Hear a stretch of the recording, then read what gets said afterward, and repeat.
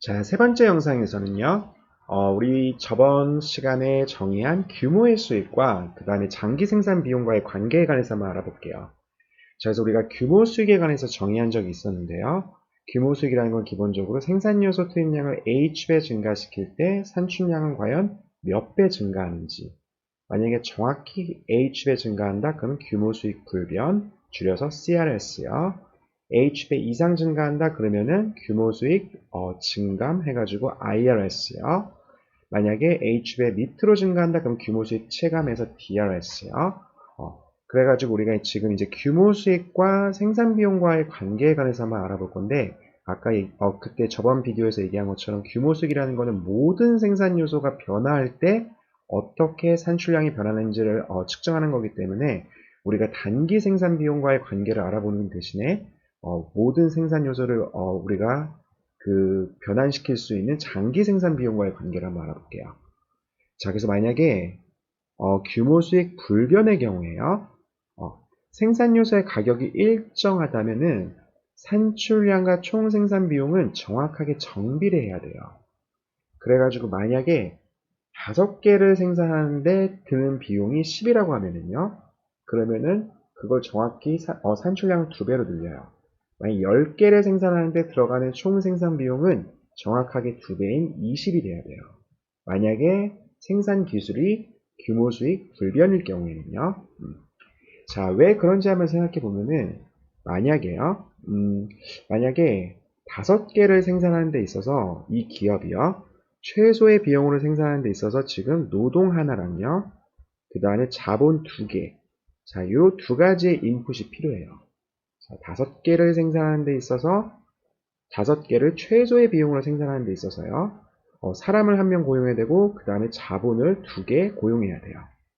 자, 그러면은 5개를 생산하는 데 있어서 총 들어가는 비용은요. 최소의 비용은 W 플러스 2V가 되죠. 그럼 이제 다시 10개를 생산한다고 하면요. 자, 10개를 생산해야 돼요, 이제요.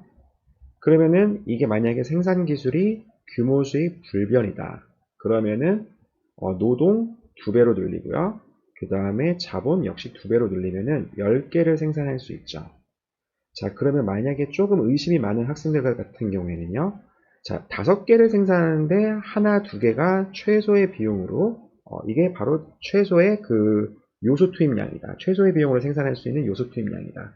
자, 이건 가정이죠. 근데 과연 10개를 생산하는데 그러면 2개, 4개가 이게 바로 최소의 그 비용으로 10개를 생산할 수 있는 그런 요소 투입량인지 거기에 대해서 의심을 할 수가 있죠. 그런데 만약에요. 이게 만약에 2,4가 10개를 생산하는 데 있어서 10개를 최소의 비용으로 생산하는 데 있어서 요소 투입량이 아니에요. 만약에 3,3이라고 한번 해보세요.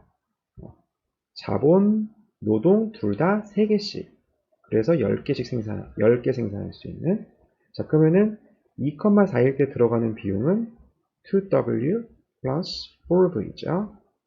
3,3은 3W 플러스 3V고요. 자, 3,3을 요소 투입했을 때 그때 들어가는 비용이 더 적다는 거는 부등호 방향이 이쪽이라는 거죠. 그렇죠? 그러면요. 지금 3,3이 10이고 생산 기술이 CRS니까 우리가 1.5개씩만 투입하면은요. 그럼 역시 5개를 생산할 수가 있어요. 그렇죠? 그리고 이 부등호를요, 각각 2로 나눠주면은요, W 플러스 2V가 되고요. 좌변은, 우변은 1.5W, 그 다음에 1.5V가 되죠. 자, 이렇게 되죠.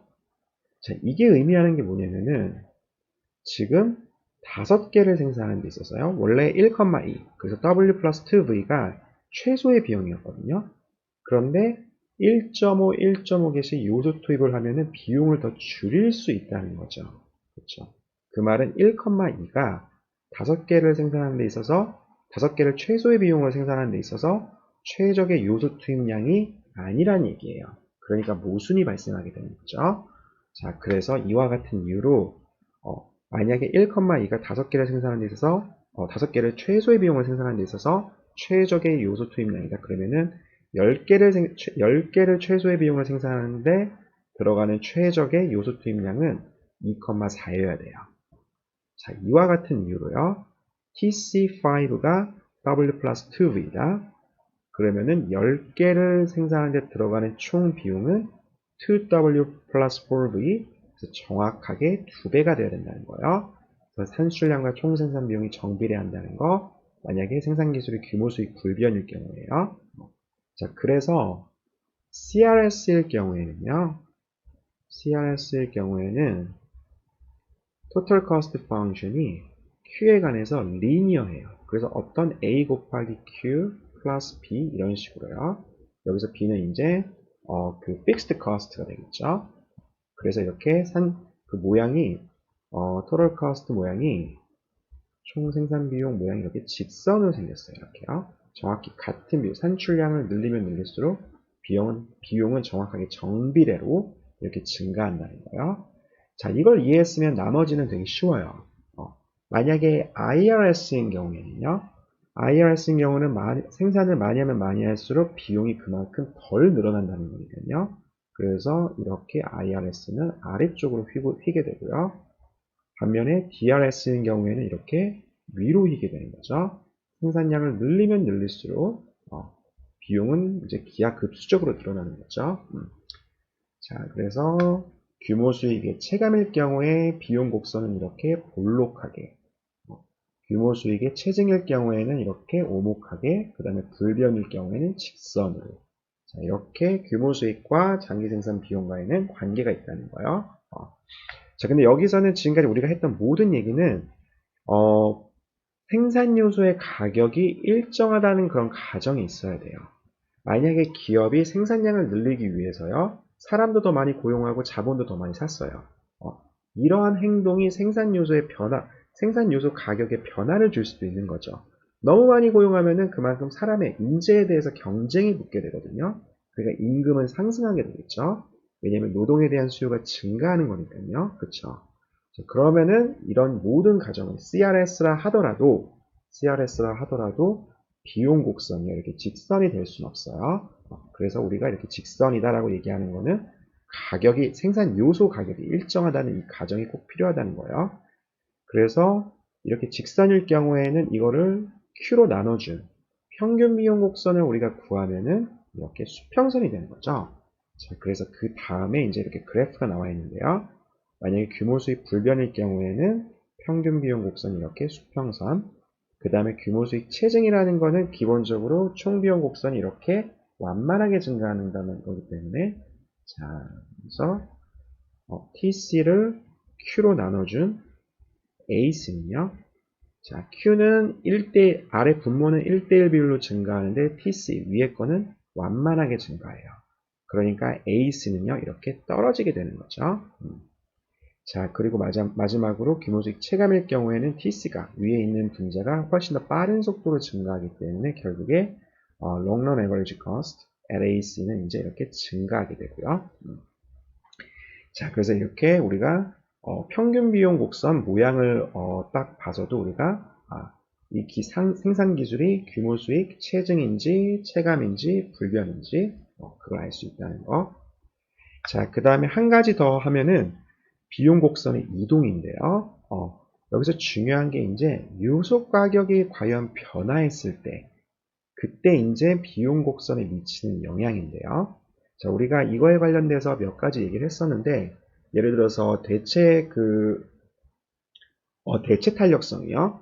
대체 탄력성이 이제 크면 클수록 이제 요소 가격이 만약에 변했다, 그럴 경우에 그 투입 비율이 이제 확 변한다는 거, 그런 얘기 했었죠. 자, 근데 우리가 소비자 이론에서, 일단 기본적으로 생산자 이론에서는 두 가지 재화가 있어요. 첫 번째 재화는 뭐냐면은 기업이 생산을 위해서 필요한 노동과 자본이요.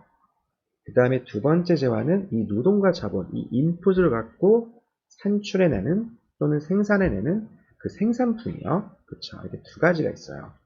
근데 일단 첫 번째 재화인 이 인풋에 관해서는 기업 입장에서 수요하는 한마디로 소비자거든요. 그쵸. 그래서 우리가 소비자 이론과 되게 밀접한 관련이 있는데요. 그러니까 만약에 소비자 이론에서 어떤 재화의 가격이 하락했다. 그럴 경우에 우리가 슬러스키 방정식을 이용해서 대체 효과랑 그 다음에 소득 효과로 이렇게 나눠줬죠. 이것과 마찬가지로 우리가 만약에 요소 시장에서 가격이 예를 들어서 노동의 가격이 임금이 하락했어요. 그럴 경우에 우리가 이거를 비슷하게 대체 효과랑 그 다음에 소득 효과 말고 이제 확장 효과라는 걸로 이제 우리가 이렇게 분해해 줄 수가 있어요. 자, 이거를 이해하기 위해서요. 자, 여기 그림을 보면은 지금 현재 요소 가격은 지금 임금이 W로 주어져 있고요.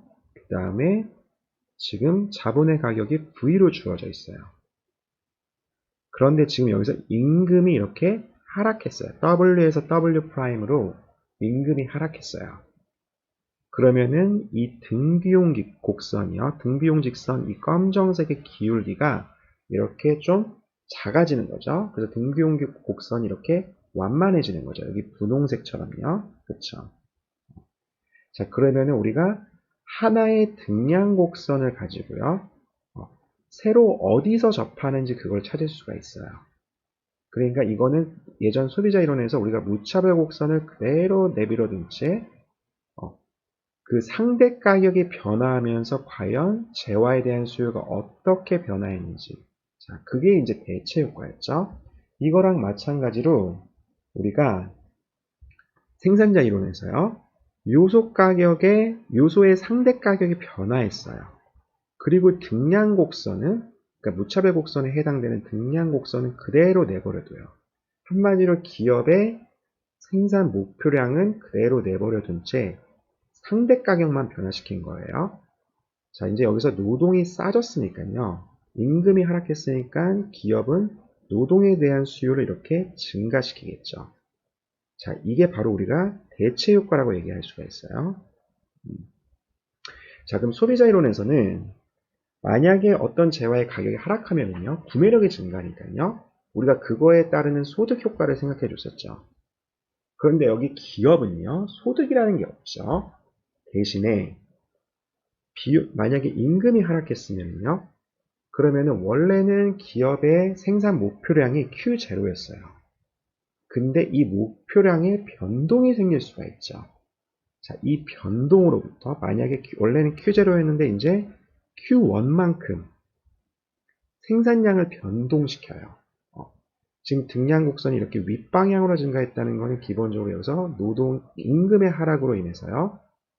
생산량을 늘리는 지금 그런 케이스죠.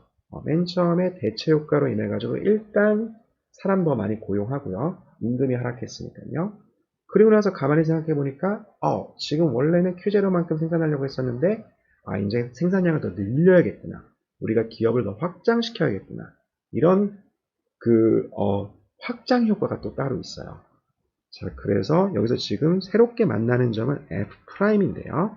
자, 여기서 요 두 가지, 요 다음 효과를 우리가 확장 효과요. 영어로는 expansion effect라고 해줄 수가 있어요. 자, 그래서 우리가 이렇게 똑같이 슬러스키 방정식을 이용해서 요소 가격이 변화했을 때 기업의 요소에 대한 수요가 이렇게 대체 효과랑 확장 효과로 이렇게 구분 가능하다는 거예요. 자, 그래서 일단 이게 비용 곡선에 미치는 영향 생각해보면 이건 너무나 간단하죠. 원래는 Q0만큼 생산하는 데 있어서요. 자, Q0만큼 생산하는 데 있어서 검정색이 나타내는 요 이제 높이요. 높이가 C0였거든요. C0를 V로 나눠준 게 Y절편, 검정색 선의 Y절편. 그 다음에 C0를 X축에 있는 노동의 가격으로 나눠준 그게 바로 X절편이요. 그렇죠. 그래서 지금 여기서는 이제 분홍색 직선의 높이, 그러니까 요거에 해당되는 등비용 곡선의 그 레벨은 C1이에요. 요소 가격이 싸졌으니까 동일한 생산량 Q0를 생산하기 위해서 들어가는 비용은 그만큼 낮아지겠죠. C0랑 C1을 비교하면은 C0가 더 높다는 거 알 수 있어요. 그래서 Q0를 생산하는 데 들어가는 평균 비용보다요. 만약에 요소 가격이 하락했을 경우에는 그만큼 평균 비용이 하락하는 거예요. 이거 너무나 쉽게 알 수 있죠. 이건 놀라운 일이 아니에요. 한 가지 재미있는 사실은 바로 그 다음인데요. 자, 아까 얘기한 것처럼 생산자 이론에서 요소 가격의 변화는 두 가지 효과를 불러일으킨다는 거예요.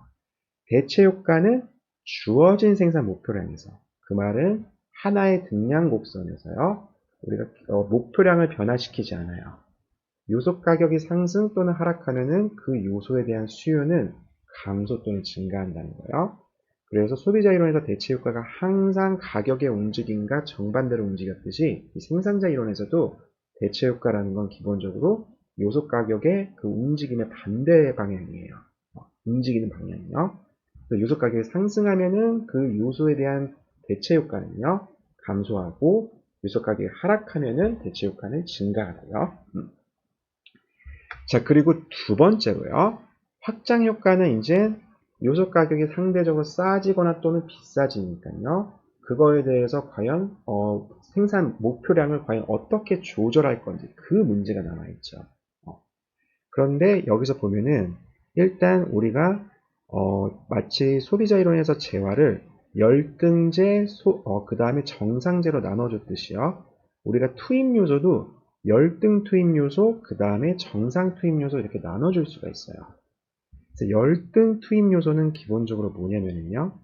기업이 확장을 하면 할수록, 그러니까 원래 목표량이 Q0였을 때는 F0만큼요. 그래서 노동을 이만큼, 자본을 이만큼요. 이렇게 수요해가지고 생산을 했죠. 근데 목표량이 Q1으로 늘어나니까 F1. 그러니까 노동과 자본 둘 다 수요량이 증가했죠. 근데 Q2로 증가하니까요. 더 확장시키니까 F2로 갔어요. 그 말은 무슨 말이냐면 F1과 F2를 비교해 보면은 확장을 하면 할수록요. 자, 확장을 하면 할수록 지금 노동에 대한 수요가 이렇게 줄어든 거죠. 자, 이거에 대한 신뢰가 현실 세계에서 무슨 예제가 있느냐면요. 아무래도 확장량을 정말 많이 늘리기 위해서는 이거 도저히 사람으로 안 되겠다. 이제 우리 정말 좀 제대로 된 기계를 좀 사야겠다. 그래서 오히려 노동에 대한 수요는 줄이고 자본에 대한 수요를 늘리는 그런 한마디로 자동화 시스템으로 가는 거죠. 그렇게 완전 생산 라인을 변화시키는 거죠. 자, 그런 이그젬플을 찾아볼 수 있어요. 그래서 이렇게 열등 투입 요소가 이렇게 된다는 거예요. 그래서 우리가 이렇게 기업이 확장함으로써 생산량을 늘림으로써 노동과 자본의 이 비율이 이 조합이 어떻게 변하는지 이거를 전부 다 모아놓은 그거를 확장 경로라고 불러요. 확장 경로요. 그래서 이렇게 열등 투입 요소일 경우에는 이렇게 확장 경로가 이렇게 계속 증가하는 게 아니고 이렇게 왼쪽으로 이렇게 구부러진 모양이 될 수 있다는 거예요. 그런데요. 자, 그래서 이걸 잘 생각해 보면은 이렇게 열등 투입 요소가 있다. 그러면은 지금 한마디로 노동이 더 싸졌다 하더라도 노동에 대한 수요를 줄일 수 있지 않을까? 이런 생각을 할 수가 있죠. 그런데요. 여기서 소비자 이론과 생산자 이론에 중요한 차이점이 있어요. 자, 그건 뭐냐면은 이 확장 효과라는 건요. 그러니까 마치 소비자 이론에서 소득 효과죠. 이거는 대체 효과랑 마찬가지로 항상 움직임이 요소 가격의 반대 방향으로 움직여요. 그러니까 열등 투입 요소가 있다 하더라도요. 열등 투입 요소가 있다 하더라도 우리가 생산자 이론에서는 기뺀 요소를 볼 수가 없다는 거예요. 자, 거기에 대해서 이거에 대해서 이걸 정확하게 얘기하려면 되게 어려운 거지만 과연 어떠한 차이가 있어서 우리가 이 확장 효과가요. 항상 열등 투입 요소가 있음에도 불구하고 이렇게 생산량을 증가시킬 때 요소에 대한 수요량이 감소하는 이러한 열등 투입 요소가 있음에도 불구하고 확장 효과는 항상 대체 효과처럼 요소 가격과 반대 방향으로 움직일까? 그거에 대한 이유를 생각해 보면은 자, 소비자 이론에서는 기본적으로 자, 이건 다 무차별 곡선이었거든요. 근데 소비자가 원하는 거는요. 항상 한 가지 방향으로 움직여요. 그건 뭐냐면요. 소비자는 효용을 증가시키려고 하기 때문에 항상 무차별 곡선을 바깥으로 밀어내려는 성질이 있어요. 그렇죠? 그런데 기업은요. 이 Q0, Q1 과연 어떠한 등량 곡선을 선택할 건지 무조건 바깥으로 밀어낸다고 해서 좋은 게 아니죠. 뭐가 좋냐면은 자신의 이윤을 극대화시키는 생산량을 선택해야죠. Q0가 여기서 Q1이요. Q0보다 더 많은 생산량을 가져다 주긴 하지만요. 이게 반드시 기업 입장에서 좋은 게 아니에요. 그래서 아까 전에요. 확장 효과라는 거는요. 요소 가격이 변하면서 한마디로 생산량이 조절이 돼요. 이게 소비자 이론에서는 구매력 증가가요. 무조건 효용에 좋게 영향을 미치니까요. 무차별 곡선을 바깥으로 밀어내는 효과가 있지만 여기서 생산자 이론에서는요. 요소 가격이 싸졌다고 하면은요. 생산량의 조절이 위아래로 다 가능하다는 거예요. 생산량을 늘릴 수도 있고 한마디로 임금이 하락했어요. 지금 우리가 생산량을 늘려야 될 때다. 해서 등량 곡선을 바깥으로 밀어낼 수도 있고 이와는 반대로 등량 곡선이 안쪽으로 우리가 지금은 축소해야 되는 시기다. 이럴 수도 있어요. 그러니까 기업 입장에서 어떠한 등량 곡선이 반드시 좋다. 이렇게 얘기할 수 없기 때문에 이 확장 효과가 항상 대체 효과처럼 같은 방향으로 움직인다는 거예요. 심지어 우리가 열등 투입 요소라는 게 있다 하더라도요. 자, 그래서 세 번째 강의는 세 번째 리뷰는 여기까지 할게요.